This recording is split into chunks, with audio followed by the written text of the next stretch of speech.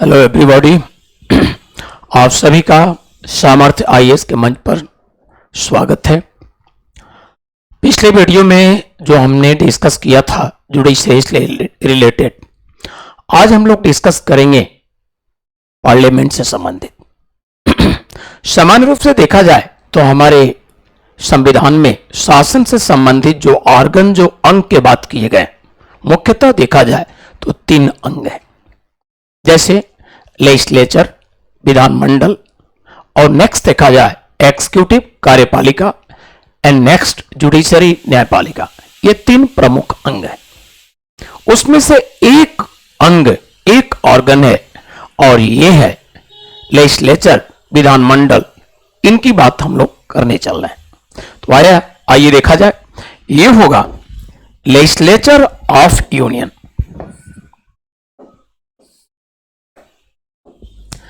Legislature of union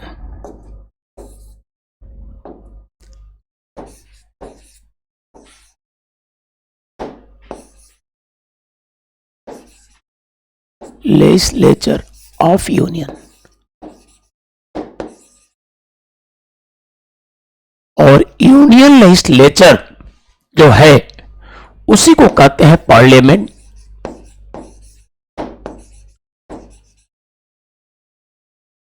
उसी को कहते हैं पार्लियामेंट यानी संसद।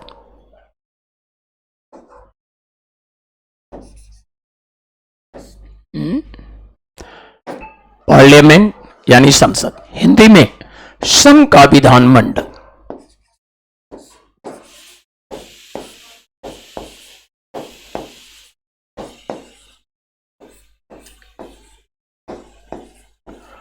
और संघ के विधानमंडल को कहा जाता है संसद। तो हम लोग आज बातें करेंगे पार्लियामेंट, संसद के बारे में।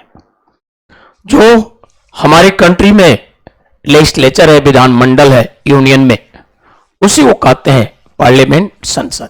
इनके बारे में हम लोग बातें करेंगे। इंडियन कॉन्स्टिट्यूशन के पार्ट 5, ये भारतीय संविधान के भाग 5 में व्यवस्था दिया गया है संसद का। और संसद की जो बात की गई है पार्टिकल, इसमें व्यवस्था दिया गया है इस प्रकार से। आर्टिकल्स 79 to 122 ये है पार्लियामेंट। तो इस प्रकार से इंडियन कॉन्स्टिट्यूशन के पार्ट 1 में ये व्यवस्था दिया गया है, ये है पार्लियामेंट। संसद की जो बात की गई है पार्लियामेंट की, ये। तो इस प्रकार से अब हम लोग बातें करेंगे जो संसद की बात की गई है इंडियन कॉन्स्टिट्यूशन के पार्ट 5 आर्टिकल 79 to 122। आइए देखा जाए इसके लिए व्यवस्था कैसे। संसद की जो बात की गई है, ये संसद की व्यवस्था है अंडर आर्टिकल 79 पार्लियामेंट की बात की गई। और इसमें कहा गया है कि अनुच्छेद 79 के अनुसार भारत में एक संसद होगा। और संसद की जो बात की गई है उसमें इस प्रकार से इनके अंगों की बात की है। इनके कौन कौन अंग होंगे? नंबर फर्स्ट ये प्रेसिडेंट,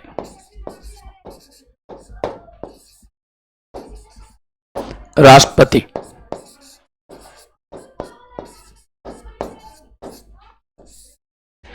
और number second Rajya Sabha, council of states, Rajya Sabha.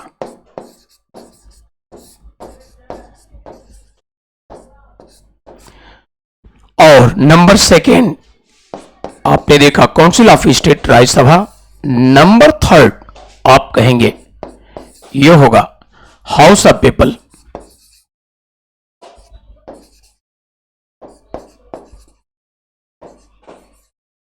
यानी Lok Sabha.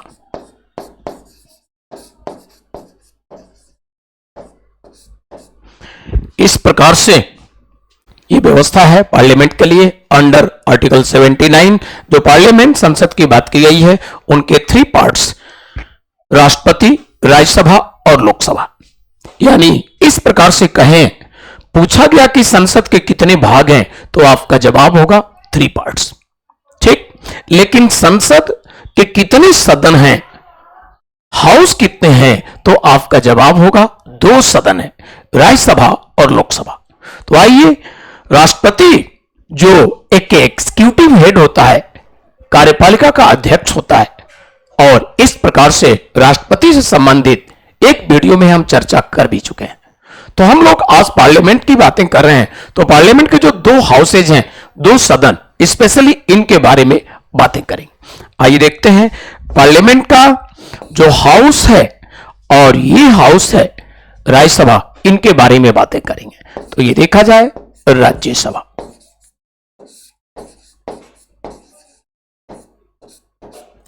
Rajya Sabha council of state या राज्यसभा, इनके बारे में बातें करेंगे। इंडियन कॉन्स्टिट्यूशन का आर्टिकल है, इनके लिए आर्टिकल अनुच्छेद है, और ये है आर्टिकल 80। अंडर आर्टिकल 80 अनुच्छेद 80 में व्यवस्था दिया गया है राज्यसभा के ये इनके गठन की, और राज्यसभा के स्ट्रक्चर की बात की है। तो राज्यसभा के संरचना की जो बात की गई है, या कहिए कंपोजिशन की जो बात की गई है, इसी आर्टिकल में। तो आइए, बल्कि ये हम लोग बातें करें, यहां पर इस प्रकार से बातें करें तो और अच्छा होगा। कंपोजिशन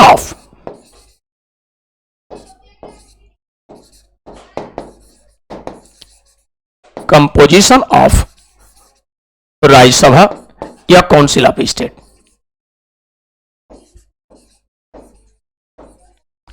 राज्यसभा का संगठन,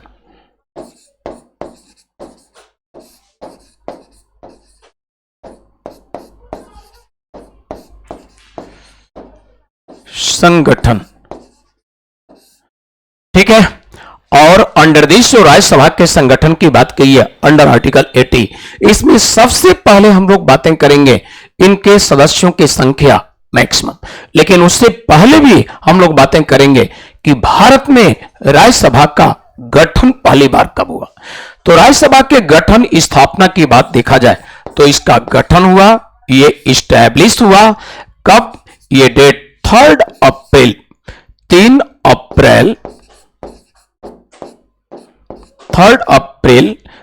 अप्रैल 1952।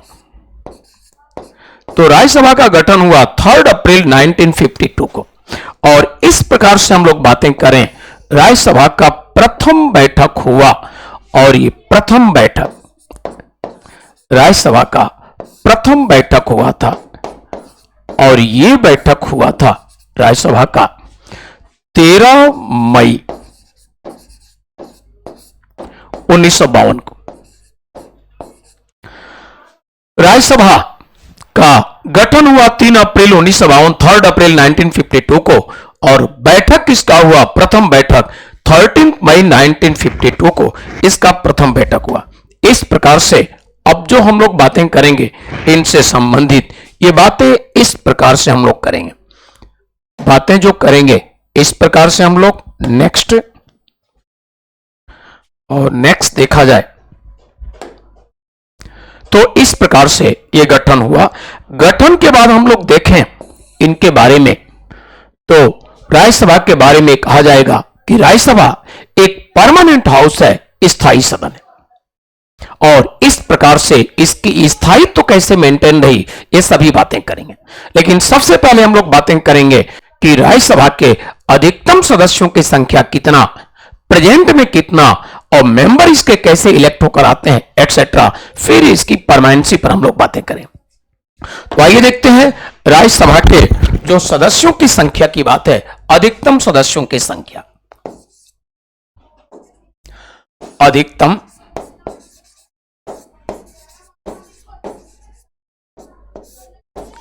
सदस्यों की संख्या।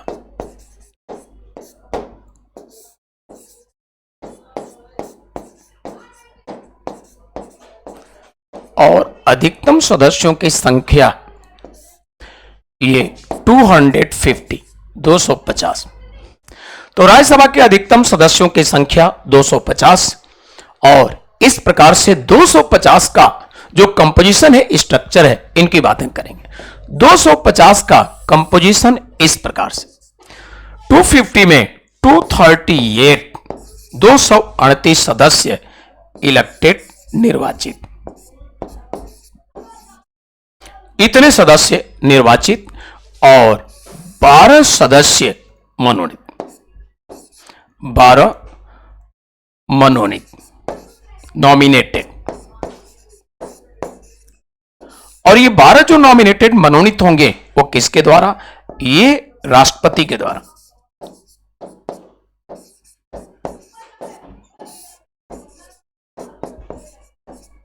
और 12 राष्ट्रपति के द्वारा ये मनोनीत करने की बात कही है। 12 जो मनोनीत होंगे उनके लिए व्यवस्था कॉन्स्टिट्यूशन में इस तरह से दिया गया है। इनके लिए दिया गया व्यवस्था, ये व्यवस्था इनके लिए दिया गया है, ये साहित्य,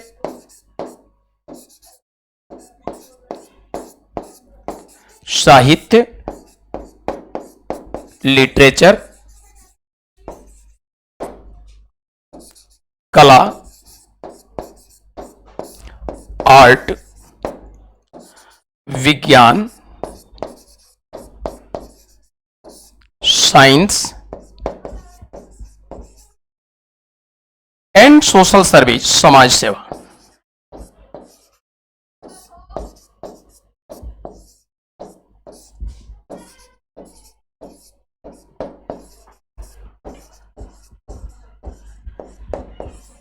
ठीक है, तो इन क्षेत्रों से अनुभव प्राप्त व्यक्ति राष्ट्रपति के द्वारा मनोनीत करने की व्यवस्था दी गई। कितने सदस्य? 12। और इस प्रकार से ये व्यवस्था है। ये इलेक्टेड में हम लोग बातें करें, इलेक्टेड में व्यवस्था इस प्रकार से 230 मेंबर्स निर्वाचित होंगे। और ये निर्वाचित कहां से हैं? फ्रॉम स्टेट्स, यानी राज्यों से। तो 230 निर्वाचित राज्यों से हैं। शेष कितने बच गए? 8। 8 के लिए व्यवस्था दिया गया है संघ राज्यों से। तो 8 सदस्य संघ राज्यों से।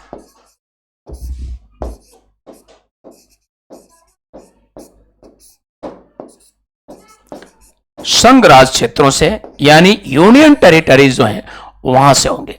तो ये व्यवस्था 230 राज्यों से, जनरल स्टेट से, और 8 यहां से संघ राज्यों से, ये व्यवस्था दिया गया। ठीक, अब हम लोग बातें करेंगे रियल मेंबर। ये तो मैक्सिमम की बात थी। तो वास्तविक सदस्य, राज्यसभा के वास्तविक सदस्य, राज्यसभा के वास्तविक सदस्य,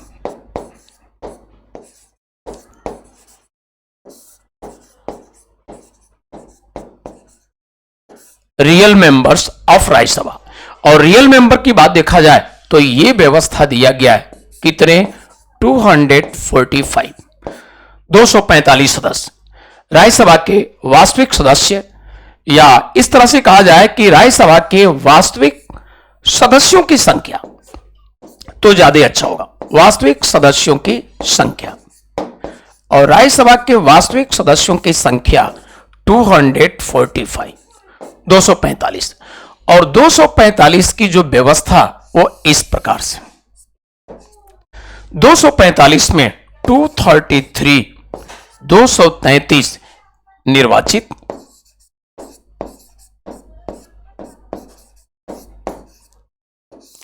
इलेक्टेड, और 12 कैसे? 12 मनोनीत। ये 12 मनोनीत मैंने अभी बताया किसके द्वारा? राष्ट्रपति के द्वारा। और किन क्षेत्रों से? साहित्य, विज्ञान, कला, समाज सेवा, जो मैंने बताया इन क्षेत्रों से।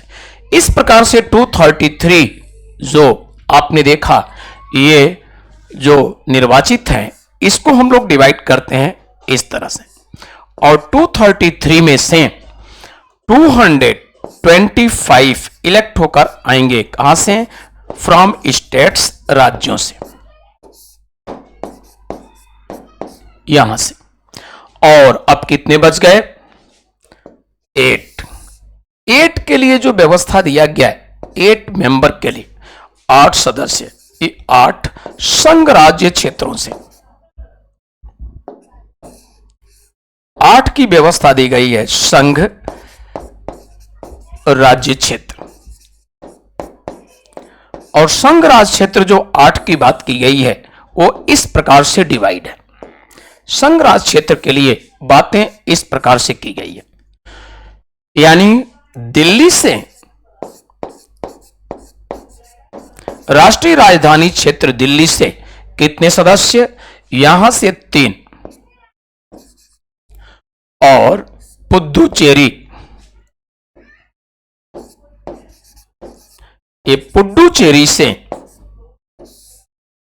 1 सदस्य और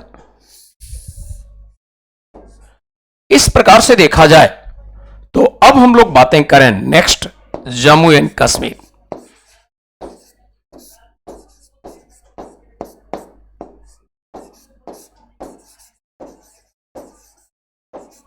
और जम्मू कश्मीर से 4 मेंबर, तो इस प्रकार से 3 और 1 4 और प्लस 4 8, तो ये टोटल देखा जाए तो ये जो प्रेजेंट मेंबर्स हैं या कहिए real members of council of state, यानी राज्यसभा के वास्तविक सदस्यों की संख्या आज देखा जाए तो वास्तविक सदस्य संख्या या वर्तमान में राज्यसभा के सदस्यों की संख्या दोनों का मतलब एक ही है। कितना? 245। और 245 का कंप्लीट कंपोजिशन, इनका स्ट्रक्चर देखा जाए तो इस प्रकार से।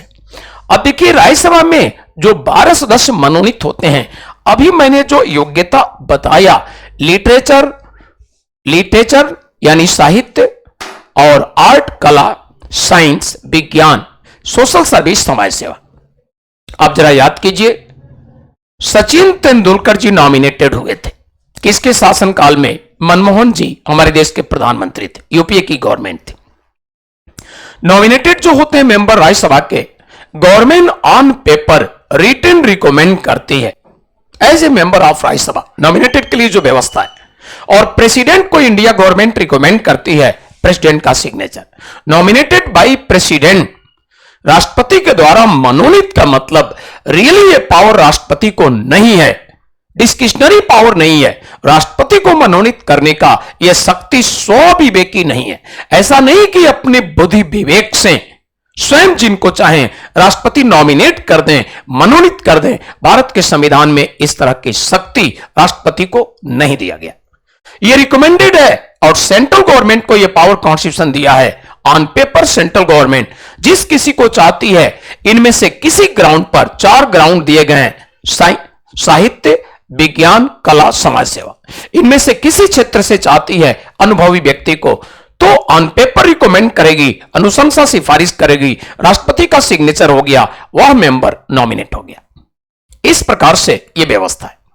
तो ये राज्यसभा की जो बात की गई है, तो राज्यसभा के मेंबर में जो सचिन तेंदुलकर जी नॉमिनेट हुए मनमोहन सरकार के समय में, काफी डिस्प्यूट विवाद बना। ऑपोजिशन ने चैलेंज कर दिया दिल्ली हाई कोर्ट में कि मिस्टर तेंदुलकर सोशल सर्विस के बेसिस पर मनमोहन सरकार ने रिकमेंड किया, नॉमिनेट कराया राष्ट्रपति के द्वारा। ऑपोजिशन के नेताओं ने इसका विरोध किया और दिल्ली हाई कोर्ट में चैलेंज कर दिया मनमोहन सरकार के अगेंस्ट, ये कहते हुए ये तर्क दिए गए कि मिस्टर तेंदुलकर एक ग्रेट क्रिकेटर हैं, महान क्रिकेट के क्षेत्र में ये खिलाड़ी हैं, लेकिन समाज सेवक नहीं है। इसलिए क्रिकेट खेलना, दलील दिए गए, क्रिकेट खेलना अपने आप में आर्ट है, कला है, कला के क्षेत्र से इनका नॉमिनेशन होना चाहिए। लेकिन मनमोहन सरकार ने सोशल सर्विस के बेसिस पर, समाज सेवा के आधार पर रिकमेंड किया है, मनोनीत कराया है,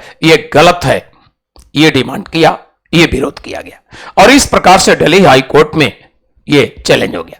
दिल्ली हाई कोर्ट के जजेस ने भी माना कि मिस्टर तेंदुलकर वर्ल्ड के एक जाने माने क्रिकेटर है, एक ग्रेट क्रिकेटर हैं, क्रिकेट खेलना अपने आप में आर्ट है, अपने आप में कला है, तो कला के क्षेत्र में इनका नॉमिनेशन होना चाहिए, कला के आधार पर, सोशल सर्विस, समाज सेवा के आधार पर नहीं।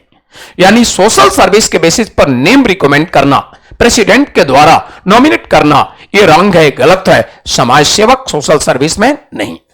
ये जजेज ने भी मान लिया दिल्ली हाई कोर्ट के, और ये माना कि मनमोहन सरकार का ये जो निर्णय है सोशल सर्विस समाज सेवा के आधार पर मिस्टर तेंदुलकर का राज्यसभा में मनोनीत किया जाना यह 100% अनुचित है, गलत है, नहीं होना चाहिए। तो भारत सरकार मनमोहन सरकार का निर्णय गलत माना दिल्ली हाई कोर्ट ने, लेकिन मनमोहन सरकार की तरफ से जरा भी डिले नहीं हुआ। तत्कालीन अटॉर्नी जनरल वकीलों की टीम सरकार की तरफ से ये दिल्ली हाई कोर्ट के दिए गए डिसीजन के अगेंस्ट सुप्रीम कोर्ट में चैलेंज कर दी। तो दिल्ली हाई कोर्ट का डिसीजन आपको मैंने बताया, सुनाया, और इस तरह से सुप्रीम कोर्ट में मनमोहन सरकार की तरफ से चैलेंज हो गया।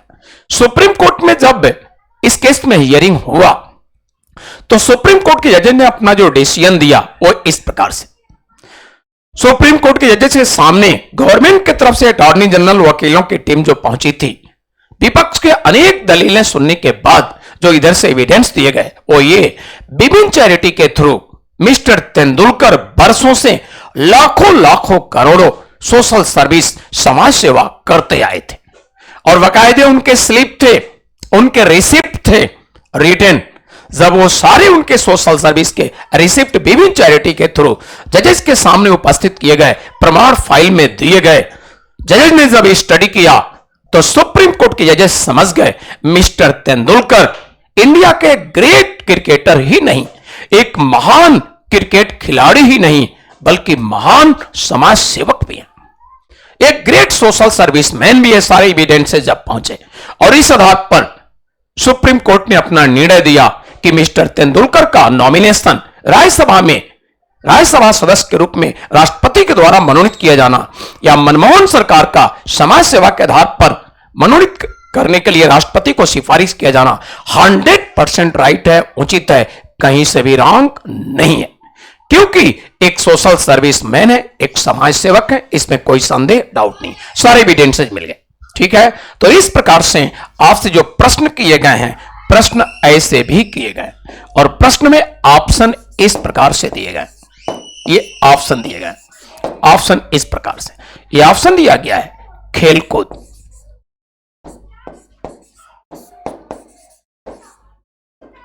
यानी स्पोर्ट, इस प्रकार से देखा जाए तो ये समाज सेवा, सोशल सर्विस, और नेक्स्ट कला आर्ट, और इस प्रकार से देखा जाए तो नेक्स्ट इनमें से कोई नहीं, none of these,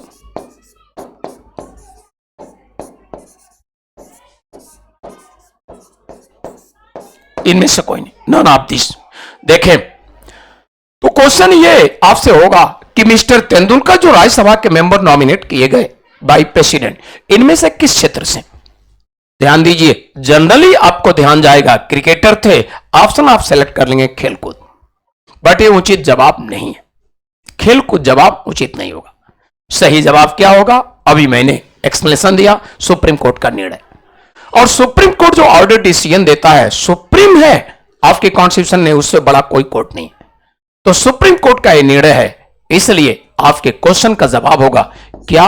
social service समाज सेवा। क्वेश्चन फिर से समझिए, मिस्टर तेंदुलकर जो राज्यसभा के मेंबर राष्ट्रपति के द्वारा मनोनीत किए गए, इनमें से किस क्षेत्र से? तो आपका जवाब किस ग्राउंड पर, किस बेसिस, किस आधार पर? आपका जवाब समाज सेवा, खेलकूद नहीं, कला भी नहीं। ठीक है, आइए अब हम लोग बातें करेंगे राज्यसभा का कंप्लीट कंपोजिशन। आपने देखा 245 सदस्य जो हैं, उन सदस्यों का कितने नॉमिनेटेड, कितने इलेक्टेड, कहां कहां से, ये सभी बातें आपने देखा। ठीक है, अब हम लोग बातें करेंगे नेक्स्ट। राज्यसभा एक परमानेंट हाउस है, स्थायी सदन है।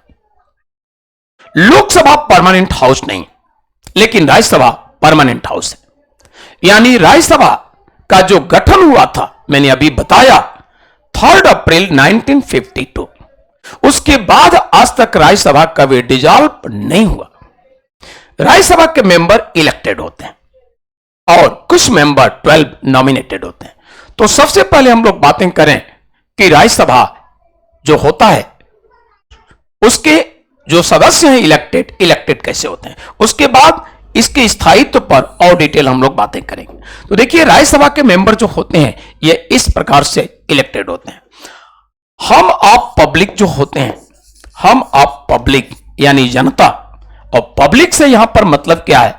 वोटर। पब्लिक या आप कहेंगे वोटर्स यानी मतदाता। तो मतदाता हम ऑफ वोटिंग करते हैं किसको?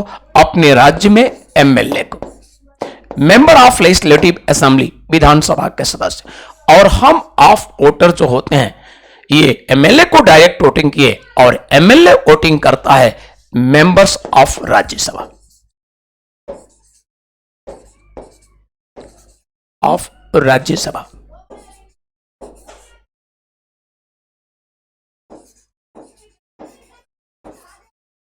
मेंबर्स ऑफ राज्यसभा, राज्यसभा के सदस्य।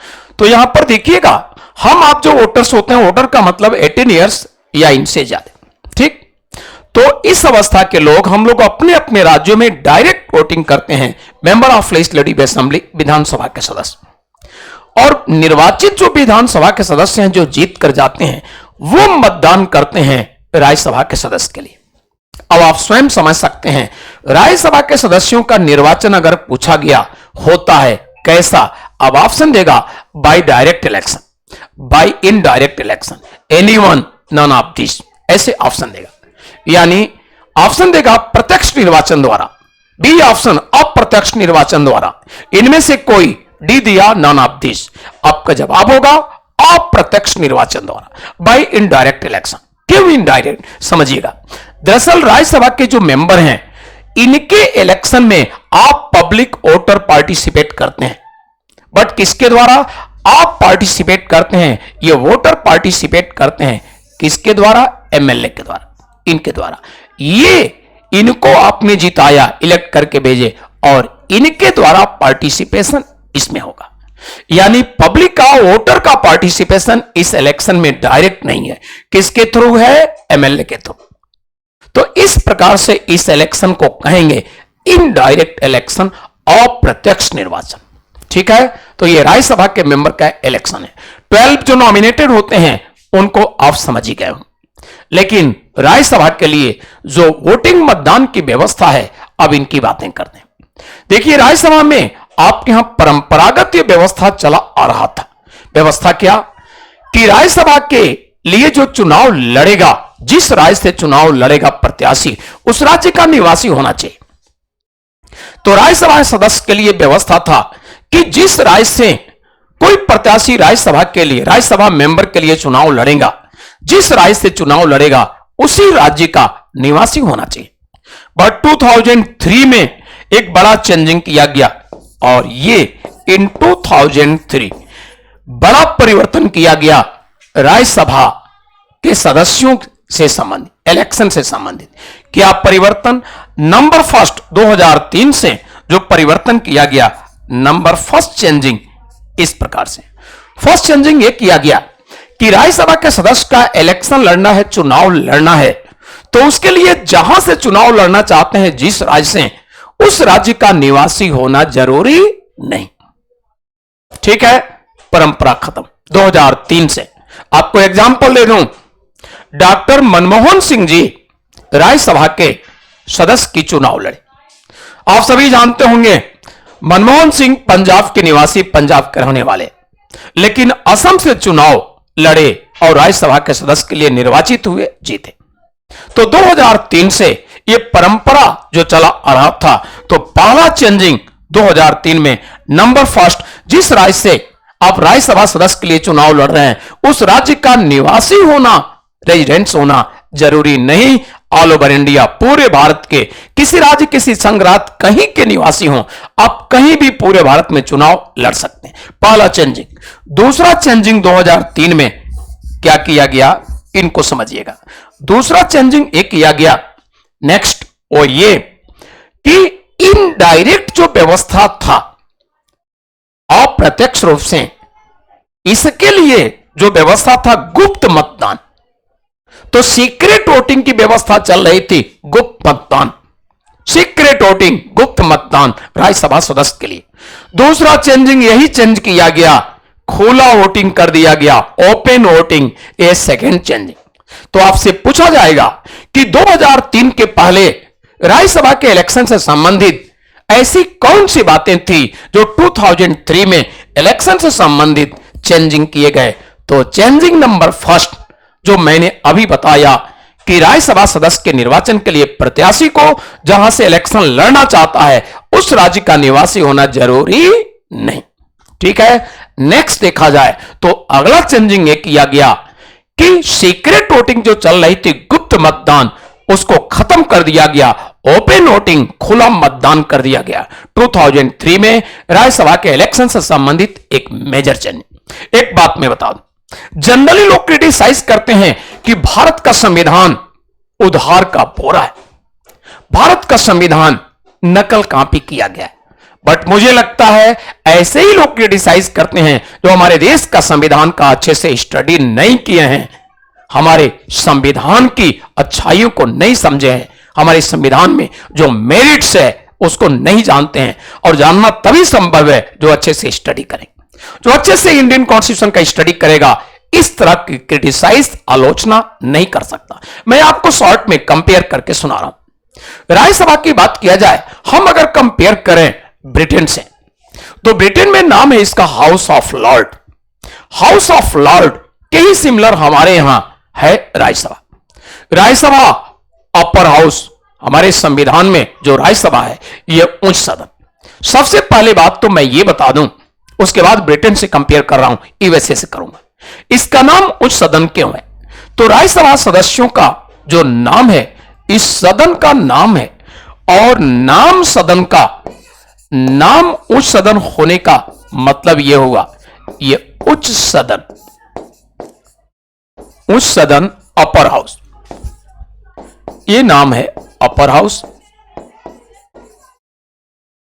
तो अपर हाउस नाम होने का मतलब यह है कि लोकसभा से कंपेयर करें तो लोकसभा के सदस्यों के जो क्वालिफिकेशन में एज डिसाइड है उनसे ये 5 इयर्स उच्च है, एल्डर है। लोकसभा सदस्यों के योग्यता में देखा गया है मिनिमम एज कंप्लीट होना चाहिए 25 इयर्स, जबकि इनके लिए क्या है 30 इयर्स हो गए, उच्च एल्डर हो गए। तो इसलिए एल्डर मैन हाउस उच्च सदन इसको कहते हैं। ठीक है, और आगे भी देखिए दूसरी चीज, इसको देखा जाए उच्च सदन कहने का कारण क्या है आप समझ गए। अब इसका अगला नाम क्या है? स्थायी सदन। ये स्थायी सदन, और स्थायी सदन यानी इसका नाम परमानेंट हाउस।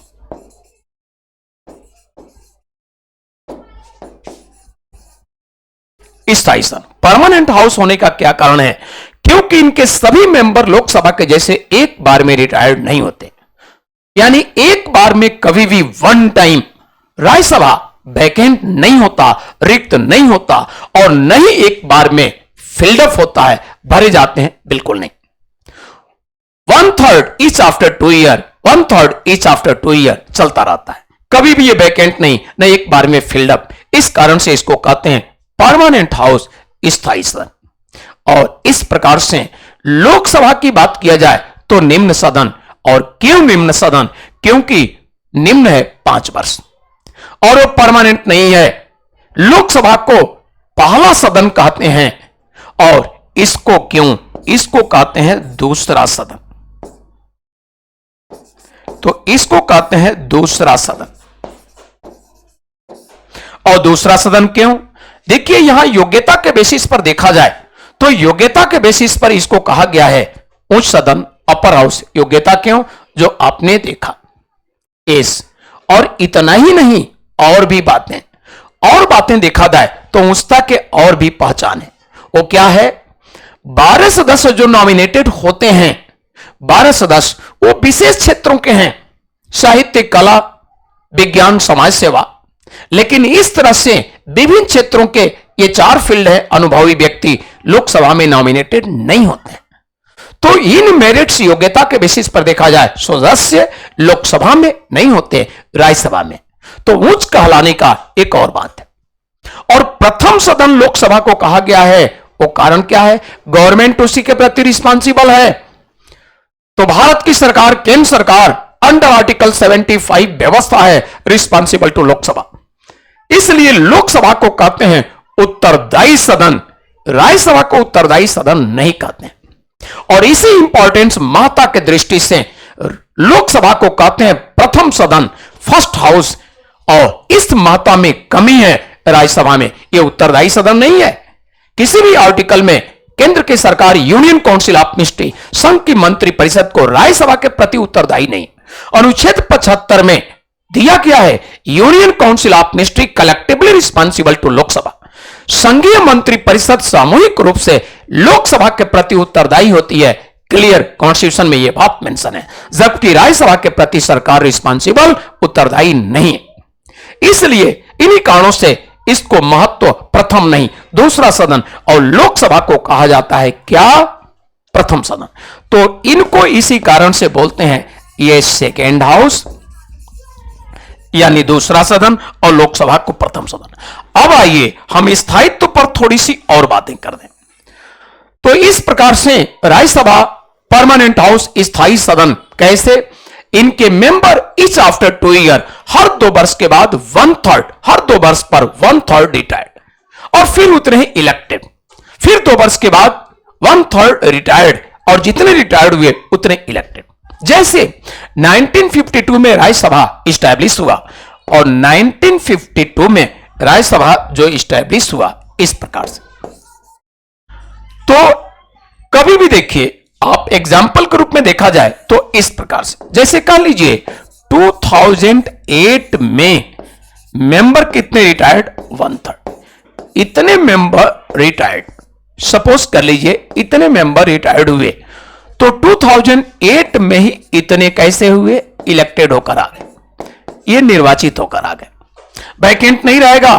फिर आफ्टर 2 ईयर यानी 2010 में कितने रिटायर्ड? 1/3 रिटायर्ड, और इतने ही आ गए इलेक्टेड।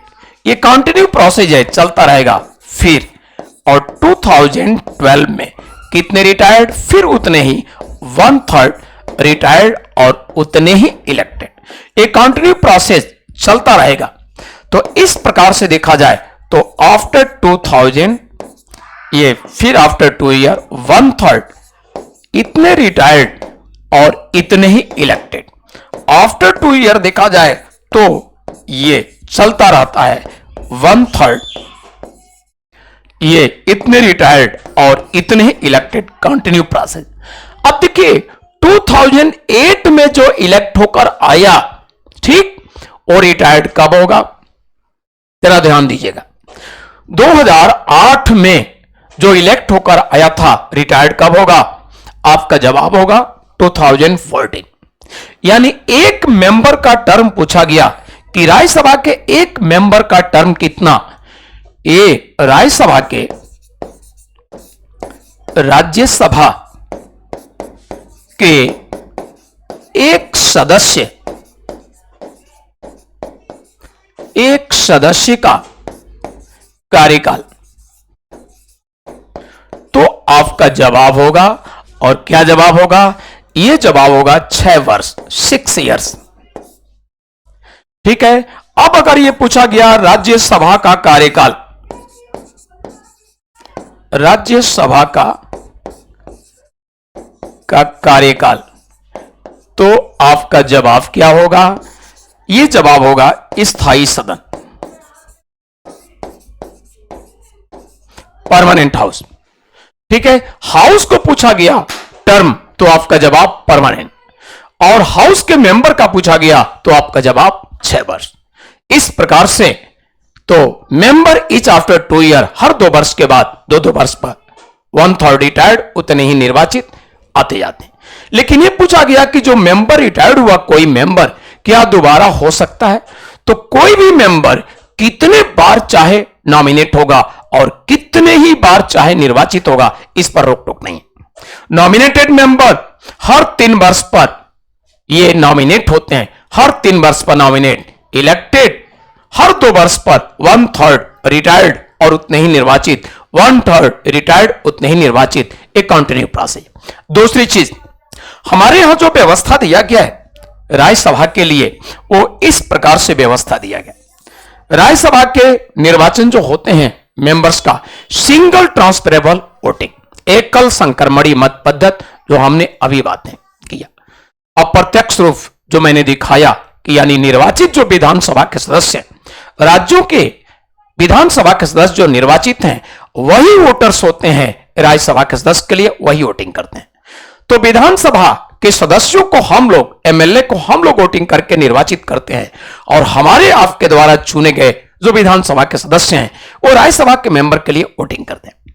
मैं आपको कंपेयर करके इस प्रकार से बता दूं, जो ब्रिटेन से कंपेयर कर रहा था। स्थायित्व तो समझ गए, सदस्यों का भी कार्यकाल समझ गए, सदन का भी कार्यकाल। हम लोग हाउस ऑफ लॉर्ड ब्रिटेन के अपर हाउस से कंपेयर करें तो ब्रिटेन में कहा गया हाउस ऑफ लॉर्ड पियरों की हाउस भी, और ब्रिटेन के हाउस ऑफ लॉर्ड को न्यायिक जिम्मेदारियां भी, ठीक है, तो जुडिशियल काम भी ये करते हैं। भारत में जो राज्यसभा है, ये पार्लियामेंट का हाउस है, इनको सिर्फ लेजिस्लेटिव वर्क जिम्मेदारी है, कोई भी न्यायिक जिम्मेदारी नहीं है, नंबर फर्स्ट। दूसरी चीज, ब्रिटेन में देखा जाए तो उनके मेंबर हमारे यहां जैसे निर्वाचित नहीं, हेरिडिटरी हैं। ये रहा ब्रिटेन, आपने देखा। अब यूएसए से कंपेयर करें। यूएसए का जो अपर हाउस है उसका नाम है सीनेट, हमारे पार्लियामेंट के अपर हाउस का नाम है काउंसिल ऑफ स्टेट, राज्यसभा। तो यूएसए के जो ये सीनेट है, उनके मेंबर निर्वाचित होते हैं, हमारे भी राज्यसभा के मेंबर निर्वाचित। ये तो सिमिलरिटी है, बट ये मत समझिए एग्जैक्टली यूएसए से कॉपी नकल है, डिफरेंसेस भी बता रहा हूं।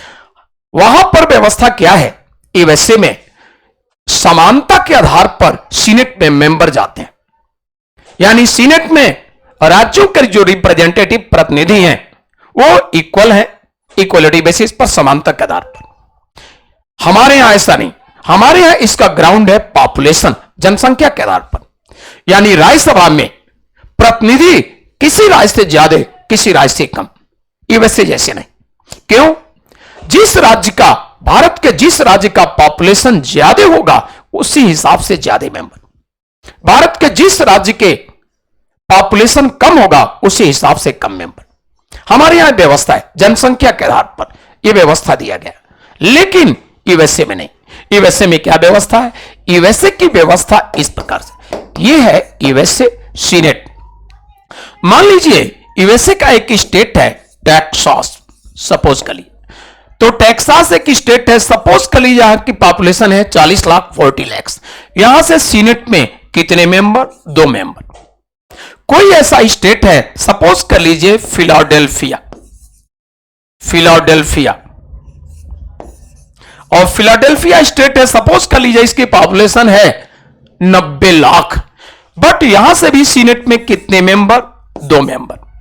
सपोज कर लीजिए यूएसए का एबीसीडी, कोई भी तीसरा एक और राज्य है, जो भी ABCD Z किसी नाम से राज्य है, इसकी पॉपुलेशन मान लीजिए 1.5 करोड़ है, लेकिन यहां से भी सीनेट में कितने मेंबर? 2। यानी पॉपुलेशन के हिसाब से कोई बहुत छोटा सा राज्य है, वहां से भी सीनेट में 2 मेंबर। कोई बहुत बड़ा, उसके कई गुना पॉपुलेशन किसी अदर स्टेट का यूएसए में है, वहां से भी 2। यानी यूएसए में टोटल स्टेट हैं, टोटल स्टेट इन यूएसए, ये टोटल स्टेट प्रेजेंटली हैं, और कितने हैं?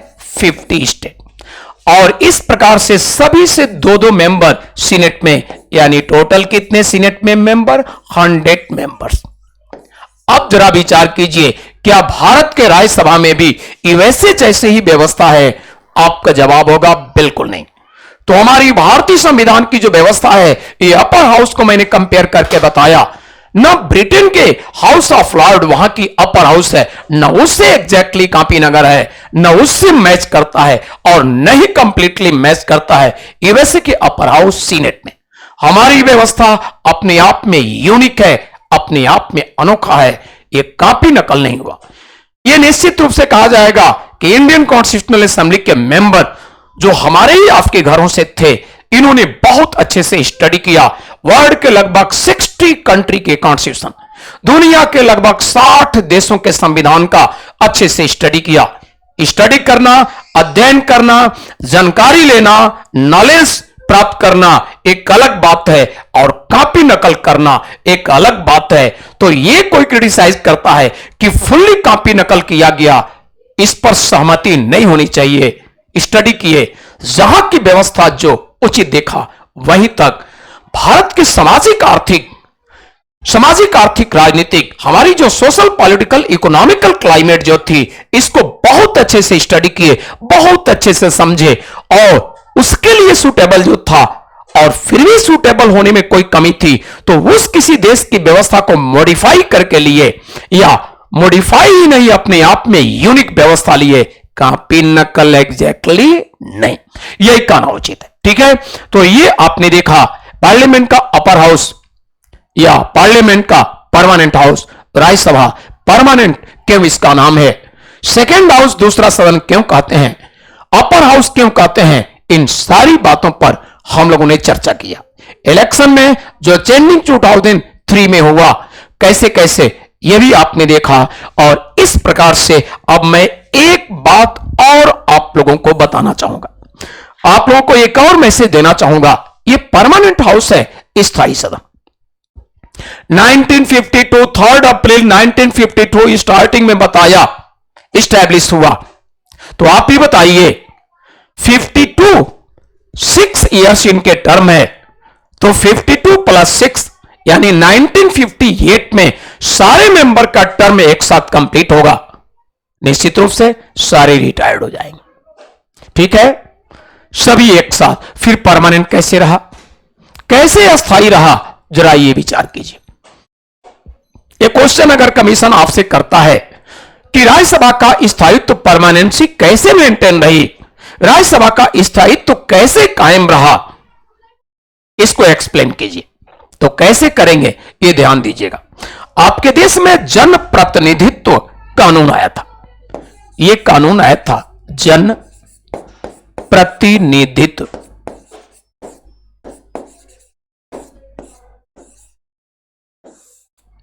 जन प्रतिनिधित्व अधिनियम।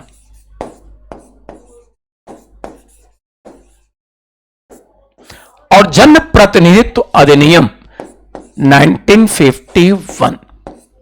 ठीक है, जन प्रतिनिधित्व अधिनियम 1991, ये रिप्रेजेंटेटिव एक्ट इन 1951 पास हुआ। इस एक्ट के द्वारा कुछ व्यवस्थाएं किए गए और इस पर चिंता व्यक्त किया गया कि हमारी राज्यसभा परमानेंट कैसे रहेगी। तो इसके लिए इसी एक्ट में व्यवस्था दिया गया था और राष्ट्रपति को यह पावर शक्ति दिया गया था स्थायित्व कैसे मेंटेन रहेगा, यानी राष्ट्रपति अपने प्रिविलेज विशेषाधिकार इस्तेमाल करते हुए और सदस्यों के कार्यकाल परमानेंसी के लिए अपने अनुसार ये मेंटेन करेंगे, रोकेंगे। तो राज्यसभा का परमानेंसी स्थायित्व मेंटेन रहे, ये ध्यान दिया गया। 6 वर्ष कार्यकाल है, 52 में स्टैब्लिश हुआ, स्थापित हुआ, तो प्लस 6 यानी 1958 में सारे मेंबर का रिटायर्ड होने का टेन्योर एक साथ कंप्लीट होता, सारे रिटायर्ड हो जाते और राज्यसभा कंप्लीटली एक साथ लोकसभा के जैसे वैकेंट हो जाता, फिर तो राज्यसभा परमानेंट रहता ही नहीं। इसलिए राष्ट्रपति ने क्या किया, 1952 में यह स्टैब्लिश हुआ राज्यसभा, राष्ट्रपति ने क्या किया, आफ्टर 2 ईयर यानी 1954 में क्या किया, 1/3 मेंबर 1/3 सदस्य को इन्होंने रिटायर्ड कर दिया। इन 1954 1/3 मेंबर को इन्होंने रिटायर्ड कर दिया। ध्यान दीजिएगा मेरे वर्ड मेरे शब्द को, मैं ये नहीं बोल रहा हूं कि 1/3 मेंबर अवकाश प्राप्त कर लिए, रिटायर्ड हो गए, ये नहीं बोल रहा हूं। मैंने क्या बोला, रिटायर्ड कर दिए, हो जाने और कर देने में अंतर है। ठीक है, इन्होंने अपने पावर को इस्तेमाल किया, प्रिविलेज को, और जनप्रतिनिधित्व अधिनियम रिप्रेजेंटेटिव एक्ट 1951 में यह व्यवस्था था, 1/3 रिटायर्ड कर दिए। ठीक, अब 1/3 जब रिटायर्ड कर दिए तो 1/3 जो रिटायर्ड हुए आफ्टर 2 ईयर 1954 में, तो इतने ही इन 1954 क्या हो गए, ये इलेक्टेड होकर आ भी गए, ये वैकेंट रिक्त नहीं, ये निर्वाचित होकर आ गए, भर लिया गया। इतने ही सदस्य जो हैं ये भर लिए गए, फिर ये फुलफिल कर दिए गए। ठीक है, इतने ही सदस्य। और ये ध्यान दीजिए, ये आरोप भी लगेगा पक्षपात का, भेदभाव का, फेवर करने का आरोप भी लगेगा कि राष्ट्रपति ने भेदभाव किया, उनको रिटायर्ड किया, उनको क्यों नहीं, हमको फला को क्यों रिटायर्ड किया, उनको क्यों नहीं। इसलिए राष्ट्रपति ने निष्पक्षता कायम हो, कोई आरोप प्रत्यारोप न हो, भेदभाव का, डिस्क्रिमिनेशन का कोई कंप्लेन न हो, इसलिए महामहिम राष्ट्रपति ने इसके लिए लॉटरी इस्तेमाल किया। 1/3 नेम, ये राष्ट्रपति का पर्सनल व्यू विचार नहीं, लॉटरी में 1/3 में जिनके नाम वो रिटायर्ड, बस एकदम निष्पक्षता बना रहे। फिर आफ्टर 2 ईयर राष्ट्रपति ने यही किया। इन 1956 कितने मेंबर को रिटायर्ड? 1/3। और 1/3 फिर इन्होंने रिटायर्ड किया, रिटायर्ड हुए नहीं किया, और जितने रिटायर्ड हुए इतने ही इलेक्टेड भी हो गए, इतने निर्वाचित। ठीक है, तो 1/3 रिटायर्ड हो गए और इतने ही निर्वाचित। अब जरा ध्यान दीजिएगा, शेष जो 1/3 बचे हैं, मैंने बताई था 6 ईयर 1952 प्लस 658, तो आफ्टर 2 ईयर्स ये कहा जाएगा आफ्टर 2 ईयर्स यानी 1958 ऑटोमेटिकली रिटायर्ड हो जाएंगे इतने, और इतने इलेक्टेड, यहां करने की जरूरत नहीं है। जो 1/3 बचे हैं उनका टर्म 6 ईयर नेचुरली कंप्लीट होगा, जो टर्म है 6 ईयर, 52 प्लस 6 58। तो राष्ट्रपति को परमानेंसी कायम करने के लिए, स्थायित्व मेंटेन करने के लिए कितने बार यह करना पड़ा, अपनी प्रिविलेज विशेषाधिकार का प्रयोग कितने बार इस्तेमाल करना पड़ा, अब आप क्लियर हैं, 2 ही बार। तो कैसे इसकी परमानेंसी राज्यसभा का स्थायित्व तो कैसे व्यवस्थित रहा, कैसे मेंटेन रहा, तो आपके पास जवाब है। और इस तरह से आपकी व्यवस्था आज भी मेंटेन है। 1/3 हर 2 वर्ष पर 1/3 रिटायर्ड, 1/3 अवकाश प्राप्त करते हैं, उतने ही आते हैं। यानी राज्यसभा एक परमानेंट हाउस है, इसको कहा जाएगा कंटिन्यू चेंबर है। राज्यसभा स्थायी सदन है और निरंतर चलने वाला सदन है, निरंतर यह इस तरह से चल रहा है, हर 2 वर्ष पर 1/3 रिटायर्ड, उतने ही निर्वाचित, यह व्यवस्था मेंटेन है। यह रहा राज्यसभा। और राज्यसभा के सदस्यों की देखा जाए योग्यता, लोकसभा के सदस्यों की योग्यता, दोनों सदनों के बारे में थोड़ा पहचान करके फिर दोनों सदनों के सदस्यों की योग्यता एक साथ में चर्चा करूंगा।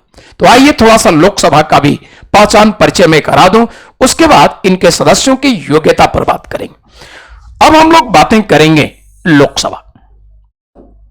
तो देखिए, इंडियन कॉन्स्टिट्यूशन का जो आर्टिकल है, अभी मैंने दिखाया कि अंडर आर्टिकल 79, अंडर आर्टिकल 79 कौन सा हाउस है, तो अंडर आर्टिकल 79 मैंने बताया था, यह हाउस कौन सा है, यह हाउस है अंडर आर्टिकल 79 जो व्यवस्था दिया गया है, वो क्या व्यवस्था दिया गया है, वो दिया गया है पार्लियामेंट का।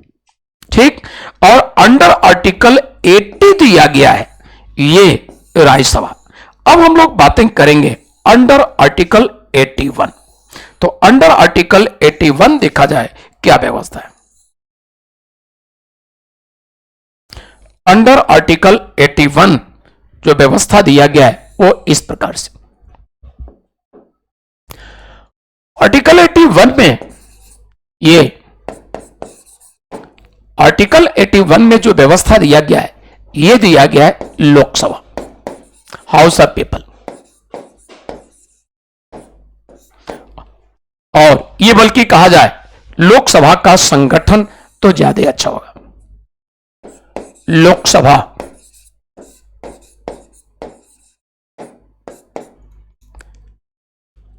का,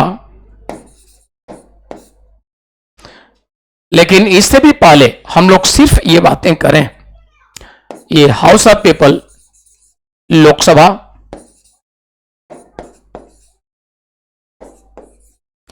इसका गठन जो हुआ, लोकसभा का इस्टेब्लिशमेंट गठन इस प्रकार से, इसका गठन हुआ, यह इस्टेब्लिश हुआ 17 अप्रैल 17 अप्रैल 1952, 17 अप्रैल 1952 को इसका गठन हुआ और इसका प्रथम बैठक, फर्स्ट सीटिंग हुआ और यह हुआ था 13 मई 1952। तो 17 अप्रैल 1952 को इसका गठन हुआ और 13 मई 1952 को बैठक। तो बैठक, प्रथम बैठक की बात देखा जाए, फर्स्ट सीटिंग, तो लोकसभा और राज्यसभा दोनों की प्रथम बैठक यही है, 13 मई 1952। और यही कारण है कि इस प्रकार से यह स्वर्ण जयंती मनाया गया था 2002 में। स्वर्ण जयंती जो मनाया गया था, तो संसद का स्वर्ण जयंती यही कारण, दोनों सदनों की प्रथम बैठक एक ही डेट 13 मई 1952 को। तो अब हम लोग बातें करेंगे लोकसभा का संगठन, कंपोजिशन ऑफ लोकसभा। तो लोकसभा के संगठन की बात किया जाए इस प्रकार से, अधिकतम सदस्यों की संख्या, अधिकतम सदस्यों की संख्या,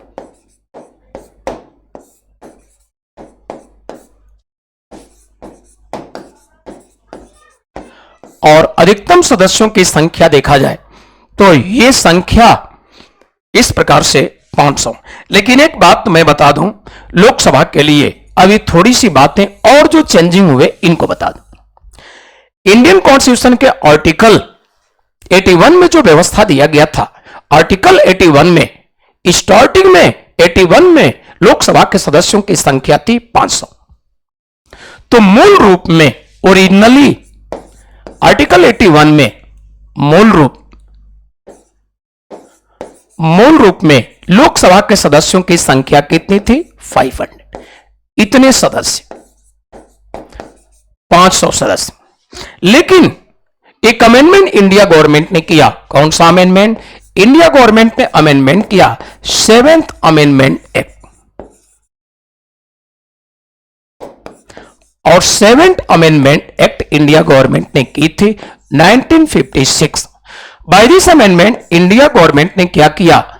लोकसभा के सदस्य की संख्या कर दिया, लोकसभा सदस्यों की संख्या कर दिया इस अमेंडमेंट से। कितना? 525, इतना कर दिया। इंडिया गवर्नमेंट ने फिर एक अमेंडमेंट की और गवर्नमेंट ने फिर एक अमेंडमेंट किया, यह था 31st अमेंडमेंट एक्ट।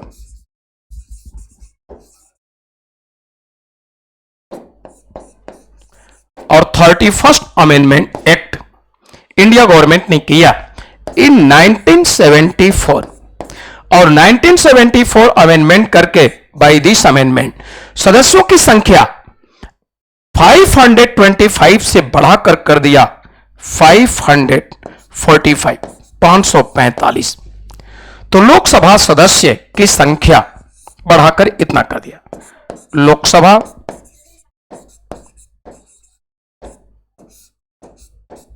सदस्यों की संख्या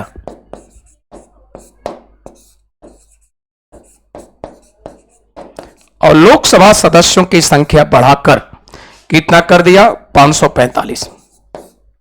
ठीक है। और इस प्रकार से अब आगे हम लोग बातें करते हैं। सरकार ने एक जो पुनर्गठन अधिनियम लाई, और पुनर्गठन अधिनियम क्या? गोवा, दमन और दीव पुनर्गठन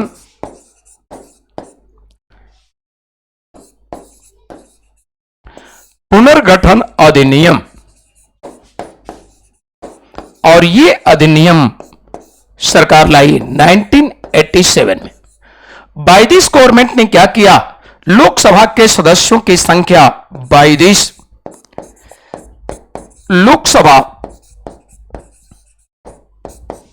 सदस्यों की संख्या इस अधिनियम के द्वारा लोकसभा सदस्यों की संख्या कर दिया गया, और यह संख्या कर दिया गया 550। ये इतना कर दिया गया। इस प्रकार से लोकसभा के सदस्यों की संख्या किस अमेंडमेंट से कब कब बढ़ाए गए, ये आपने देखा। तो ये तो अधिकतम सदस्यों की संख्या आपने देखा 550 आज। लेकिन अब हम लोग बातें करेंगे प्रेजेंट यानी real members of Lok Sabha, Lok Sabha के वर्तमान सदस्यों की संख्या। वर्तमान में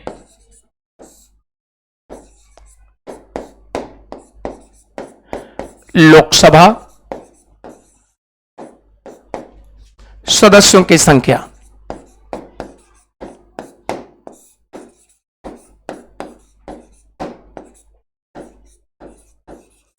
ये संख्या होगा 543।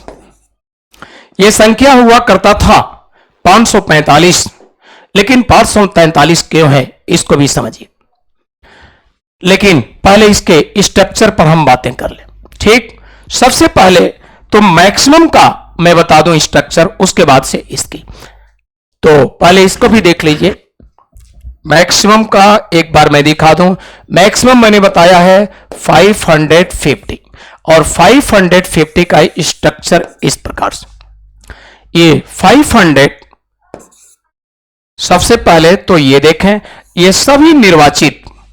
तो सबसे पहले हम लोग बात करें, ये सभी कैसे निर्वाचित, इलेक्टेड 550 निर्वाचित। और ये जो है निर्वाचित, इनके बारे में हम लोग बातें करें 530 निर्वाचित कहां, फ्रॉम स्टेट्स, राज्यों से। शेष कितने 20, और ये 20 संघ राज्यों से।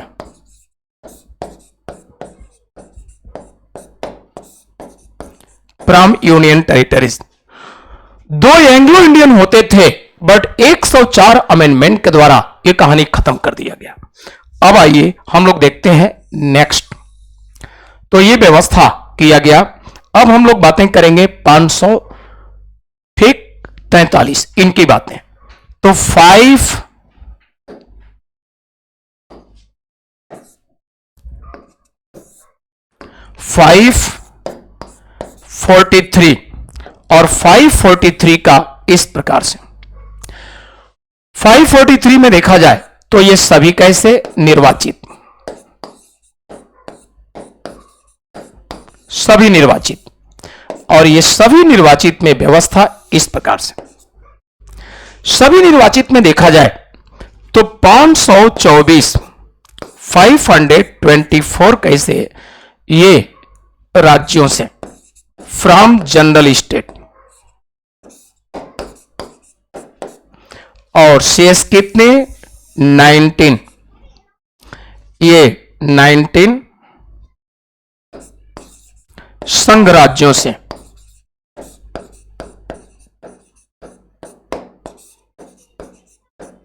ठीक है। और इस प्रकार से देखा जाए तो 524 जो व्यवस्था यहां पर दिया गया है राज्यों से, और 19 जो दिया गया है संघ राज्यों से। अब इस पर हम लोग बातें करेंगे। तो ये बातें इस प्रकार से।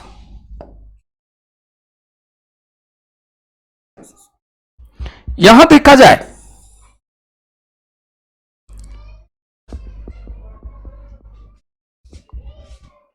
तो इस प्रकार से यहां पर NCT, national capital territory Delhi, राष्ट्रीय राजधानी शहर दिल्ली से, यह दिल्ली से कितने सदस्य, दिल्ली से 7 सदस्य।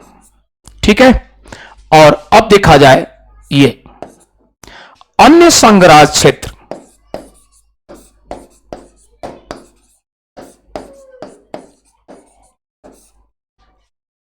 क्षेत्र से कितने, ये भी 7। और इस प्रकार से हम देखें तो जम्मू कश्मीर से कितने, जम्मू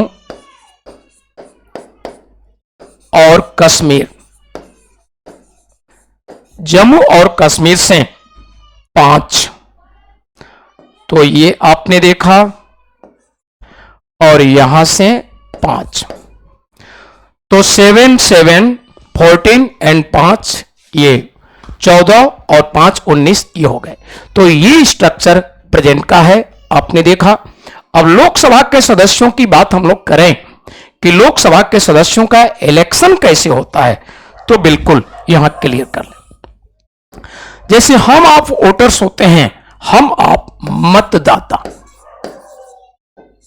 हम आप मतदाता जो होते हैं, ये डायरेक्ट वोटिंग करते हैं लोकसभा सदस्य के लिए।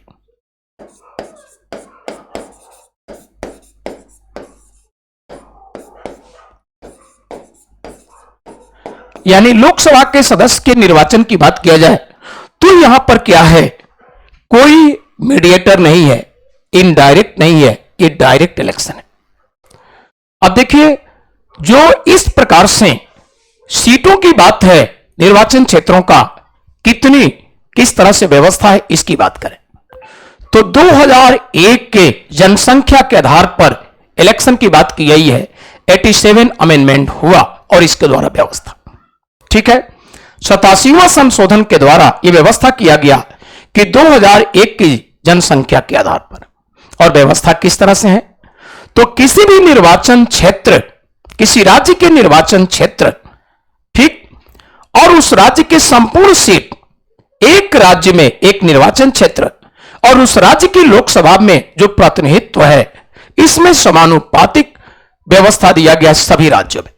तो जो निर्वाचन क्षेत्र पॉपुलेशन आधार है वही दूसरे राज्य, तीसरे, सभी में, और इस तरह से जनसंख्या के आधार पर लोकसभा में प्रतिनिधित्व दिया गया। ये समानुपात की व्यवस्था दिया गया है, कोई भेदभाव नहीं। तो जिस राज्य की जितनी जनसंख्या उसी हिसाब से, कम पॉपुलेशन कम, इस तरह से यहां व्यवस्था दिया गया है। और यहां मैंने जो बताया एंग्लो इंडियन होते थे, क्या हुआ, मोदी सरकार ने जो व्यवस्था दिया वो इस तरह से, लोकसभा में जो सीटों की बात थी, एससी, एसटी, रिजर्व जो सीट थे, और एंग्लो इंडियन, तो ये होते थे रिजर्व सीट जो हुआ करता था इस प्रकार से, ये रिजर्व सीट यानी आरक्षित सीट। तो लोकसभा के जो आरक्षित सीट थे, वो आरक्षित सीट में कौन कौन, ये थे एंग्लो इंडियन, ये थे इस प्रकार से एंग्लो इंडियन।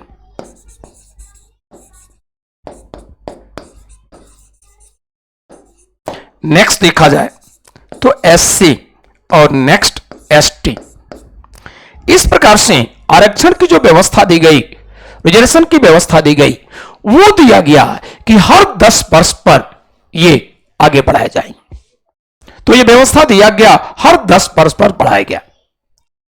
2020 की बात है, मोदी सरकार ने जब इनको बढ़ाने की बात थी तो एससी के लिए बिल में चर्चा किया, बढ़ाने के लिए एसटी की चर्चा किया, बट एंग्लो इंडियन की चर्चा नहीं किया, खत्म हो गया। तो ये अमेंडमेंट कौन सा था, ये अमेंडमेंट बिल था, ये था 104वां संशोधन अधिनियम।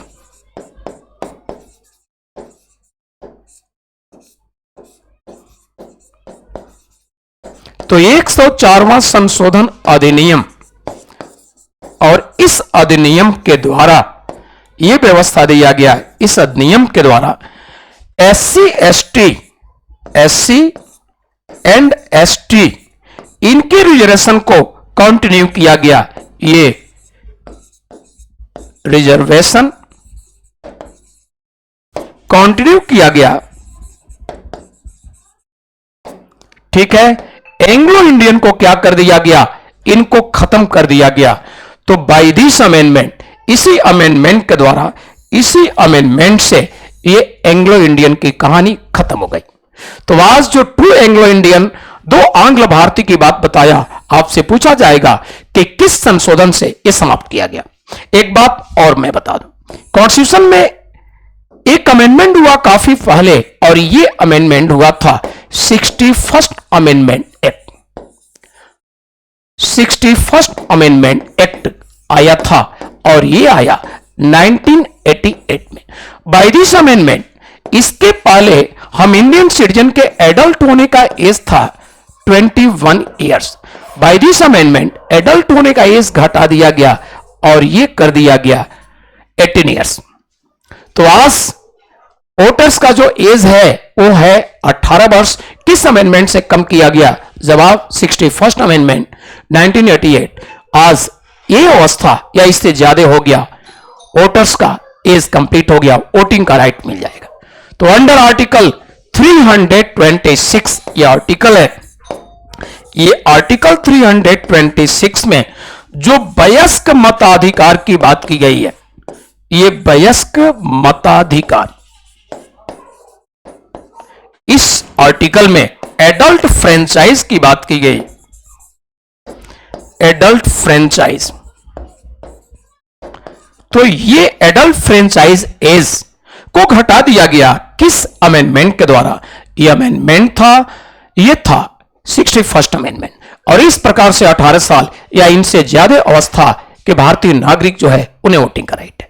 तो लोकसभा के मेंबर की योग्यता क्या है, राज्यसभा के मेंबर की योग्यता क्या है, और दोनों हाउसेज में हम कंपेयर करके बताएंगे अगले वीडियो में कि राज्यसभा की रोल क्या है, लोकसभा की क्या है, क्या दोनों हाउसेज को शक्तियां इक्वल बराबर है, या किसी हाउस को स्ट्रांग मजबूत बनाया गया है, किसी को कमजोर।